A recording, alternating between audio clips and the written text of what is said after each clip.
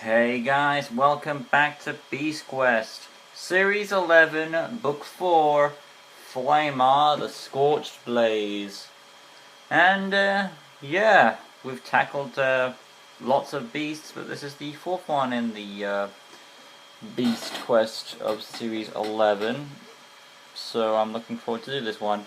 And let's go over the story, and I'll tell you my overall rankings of what this book lies in Series 11. Tom and Eleanor land their animals, and we get a refresh on Series 11.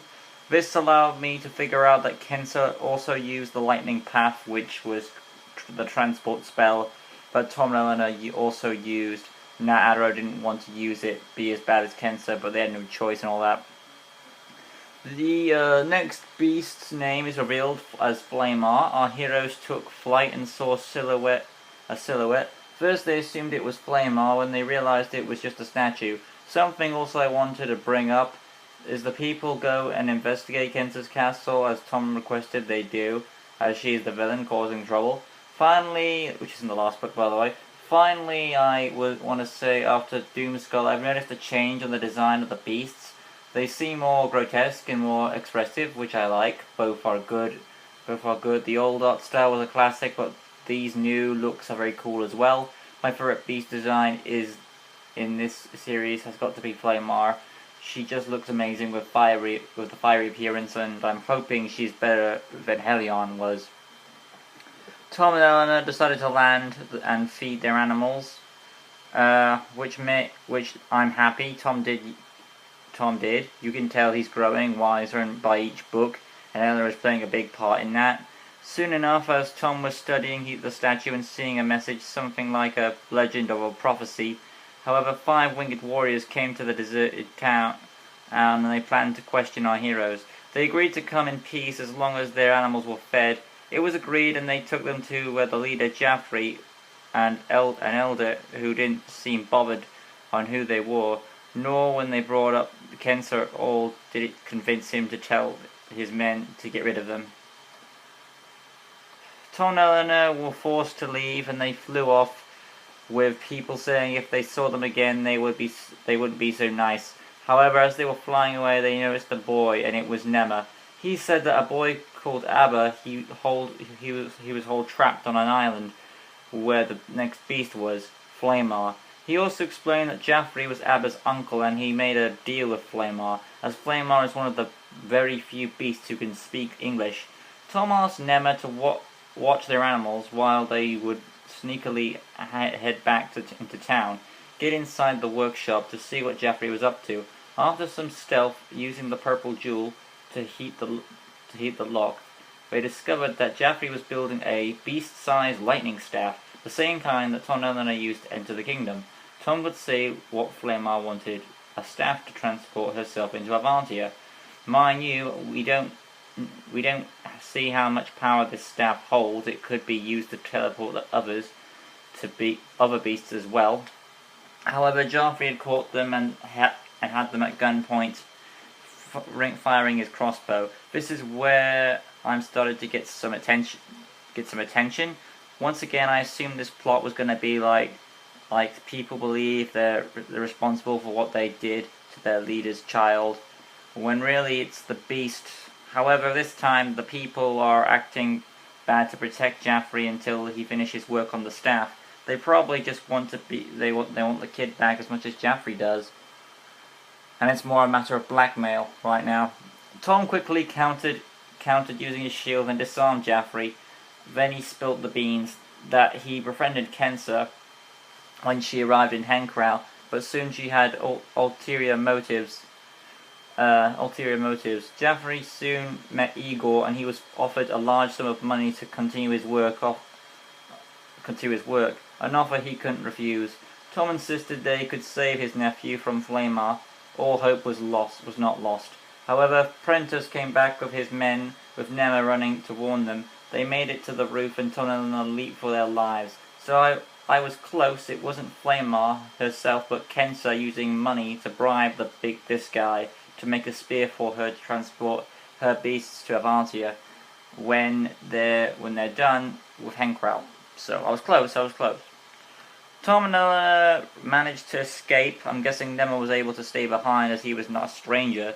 Anyway, they managed to lose Prentice and his squadron and arrived at Flaymar's lair, or island I guess. After some searching, Spark picked up Abba's scent despite all this lava and smoke. The boy's scent stuck out like a sore thumb and led them straight to Abba. However, one of his wings were broken and the other was badly limping. Then Flaymar showed up with an appearance that resembled Kensa. She was able to speak through Flaymar and explain she created this beast in her own image. I'm guessing this could be her personal favourite then, like mine, because I agree. If that's the case, I agree with Kensa, she's the best looking. Tom and Eleanor fought off Flaymar after a scuffle and managed to get Abba back to Heronfell and show Prentice and the townsfolk they were on the side of good. However, Tom knew it wouldn't be long before Flaymar caught them. Tom was concerned how he could beat Flaymar, as her entire body dripped of lava. There was no way of touching her heart. However, the people mentioned their statue was a prophecy. A great warrior would free him from his slumber. Prentice decides to let Tom try by flying him up, pricking his hand and pressing it against the stone. Something I noticed that Kensa said she can communicate through beasts when she wishes to. She also admits that her plan was just to send Flaymar to Avantia right now. Not sure why she wants to send one at a time when we see one staff teleport multiple people. Maybe it's harder with beasts, or maybe it's like I said, it's just to do with Flaymar being her favourite beast, probably. Moving along, Tom used the power of strength of heart, which gave Tom, which is his chainmail of his golden armor, which gave Tom the belief, and it worked. The stone statue revealed a wicker suit, which seemed destined to fit Tom. He put it on and controlled the stone protector like shadowboxing. It was hard to stop, but he soon managed to reach Flaymar's island when he was calling her out. This was an impressive change. I wasn't expecting this to happen. I assumed the statue would come alive, but I had no idea Tom would be controlling it. Tom and Flaymar faced one another while Tom go for the first kick. Flaymar was faster as she got hold of him, only to have Flaymar distracted by Eleanor coming to Tom's aid on Spark. The protector was strong, but turning was slow. Flaymar went into hiding as the area they were fighting contained geysers. But Tom thought, what if Flaymar was going after the lightning staff? Luckily she wasn't, but I was hoping she did, as that would have been a cool twist. Anyway, Eleanor warned Tom, but it was too late.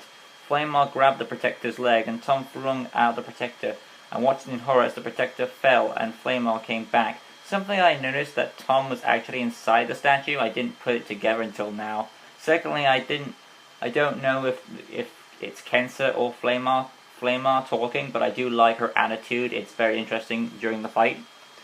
Flaymar made her move by releasing deadly gas. However, this only caused it hard for her to see and allowed Tom to re-enter the protector. He got into a struggle with Flaymar as he tried to get her heart, but she wasn't having that. But with the encouragement of Eleanor, Tom managed to succeed and claim the heart. However, while Flaymar faded away and Kensa vowed this wasn't over, the lava was rising around the protector, and Tom was stuck. Eleanor came to rescue Tom. However, sparks couldn't seem to reach them. They feared they would die. Tom and Eleanor climbed the statue and used the arm as a bridge to escape the sinking statue, while also claiming the next token, which I was right, it was Furno's token. With Flaymar defeated and the protector now sunk, Tempest had returned to give our heroes a ride back to the village. However, after a speech by Geoffrey, Prentice revealed that Igor was there, and Igor informed them that Flaymar was a distraction for Kensa to use her magic to take the staff. Now she had it. However, it wasn't a total defeat, as Geoffrey said she would need a jewel to harness the lightning, and Geoffrey wasn't sure if she had one or not. But if she did have one lightning, all she needed was one lightning bolt, is all it takes. She needed to teleport a beast into Avantia. Geoffrey informed her the jewels come from, which is which is which is where our hero should go next on that quest. And in case Kensa is in the process of getting one, that's where she will go. So that's where our heroes are probably going to go next. Also, something I want to point out was that the twist, as I said before earlier, that that'd be a nice twist that if it was a distraction, and it turns out it actually was. That surprised me off guard. And there was quite a bit in there there were elements in the story that did surprise me, and there was good stuff with the stone statue. This is something I want to bring up. Was in the last book I said that the a token. Well, I forgot what it was. What was it? It was Brutus. That was it.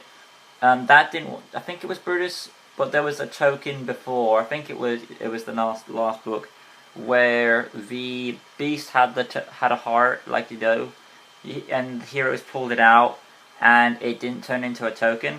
I'm not sure why that was, but anyway, I'm guessing that was something wrong with the writing there, because in Flaymar there is a line where they say, like all beasts that they previously fought, all of their hearts turn into the tokens. So I'm guessing that was probably a failed attempt at bad writing. So there are some problems there. But anyway, all kidding aside, I do really love Flaymar, the Scorched Blaze. It breaks the mold, because with Elko as the setup, and probably is the second best. I don't really know. No, I'd say it's still on tie with Brutus, because Brutus actually had a tiny bit more added to it to be better than Elko. So Elko is a bit behind Brutus, but Brutus is second best. This one right now at the moment for me is the best. Flaymar, the Scorched Blaze, with how all the elements of surprising and twisting it around. It twisted me twice. When at the village stuff, when you think about the villages and what's going to happen, and the stuff with the beast and Kensa's plan. She is a smart villain, and the attitude and all that witty little dialogue in and out the story. It did make out to be a great book, and I'm looking forward to see. Because the villain's plan is being accomplished. We don't know where she's at. She's very close to achieving her goal, and that makes her one of the more successful villains in Beast Quest series, in my mind. So I'm really interested to see more from her, and could she be better than Velma? Who knows? But I'm really looking to see what's coming up ahead. So with that being said, next time we'll be doing Serpio, the Slithering Shadow. Till then, guys, peace.